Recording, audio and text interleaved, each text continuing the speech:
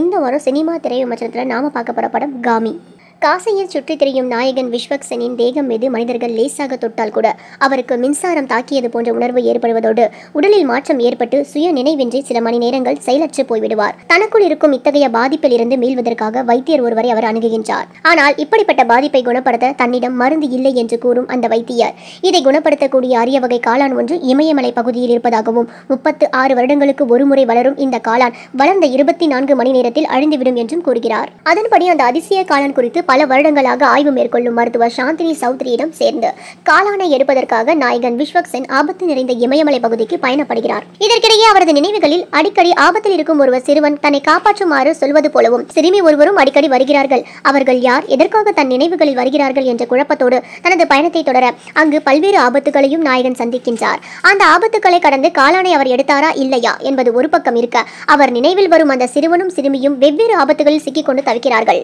காசியை சுற்றித் திரியும் நாயகன் விஸ்வக் சென் யார், அவருக்கும் ஆபத்தில் சிக்கி தவிக்கும் சிறுவன் மற்றும் சிறுமிக்கும் என்ன தொடர்பு என்பதை இதுவரை இந்திய சினிமாவில் இப்படி ஒரு விஷயத்தை சொல்லி இருப்பார்களா என்ற கேள்வி எழுப்பும் ஒரு கருப்பொருளோடு சொல்வதுதான் காமி. நாயகனாக நடித்திருக்கும் விஸ்வக் சென், அவருடன் இமயமலைக்கு பயணப்படும் மருத்துவராக நடித்திருக்கும் சாந்தினி சௌத்ரி, சிறுமி ஹரிகா பெட்டா, சிறுமியின் அம்மாவாக நடித்திருக்கும் அபிநயா, ஆய்வுக்கூட சிறைச்சாலையே சிக்கி தவிக்கும் சிறுவன் என படத்தில் நடித்திருக்கும் அனைவரும் கதாபாத்திரத்திற்கு நியாயம் சேர்க்கும் வகையில் நடித்திருக்கிறார்கள். சாகசம் நிறைந்த பயணம் தான் கதை என்றாலும் அதற்காக திரைக்கதையை வித்யாதர் ககிரா மற்றும் பிரத்யூஷ் வத்தியம் வித்தியாசமான முறையில் வடிவமைத்திருப்பதோடு யூகிக்க முடியாத திருப்பங்களோடு சுவாரஸ்யமாக நகர்த்தி செல்கிறார்கள்.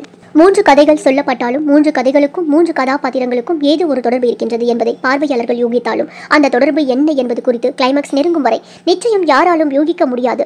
அப்படி ஒரு வித்தியாசத்தை சொல்லியிருக்கிறார்கள். படத்தின் மிகப்பெரிய பலம் VFX காட்சிகள் என்றாலும் இமயமலை பயணத்தையும் அதில் ஏற்படும் ஆபத்துகளையும் மிக நேர்த்தியாக காட்சிப்படுத்தியிருப்பதோடு மிக தத்ரூபமாக VFX பணிகளை மேற்கொண்டு அசத்தியிருக்கிறார்கள்.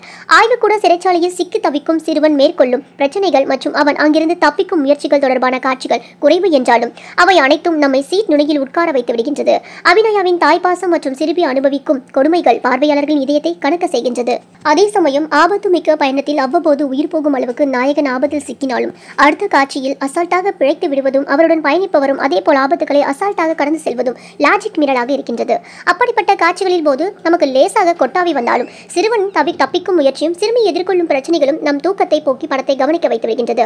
விஸ்வநாத் ரெட்டி செல்லுமலாவின் ஒளிப்பதிவு, நரேஷ்குமரன் பின்னணி இசையில், ஸ்பீக்கர் அகஸ்தியின் இசையில் பாடல்கள், ராகவேந்திரா திரனின் படத்தொகுப்பு என அனைத்தும் படத்திற்கு பலம் சேர்க்கும் வகையில் அமைந்திருக்கின்றது.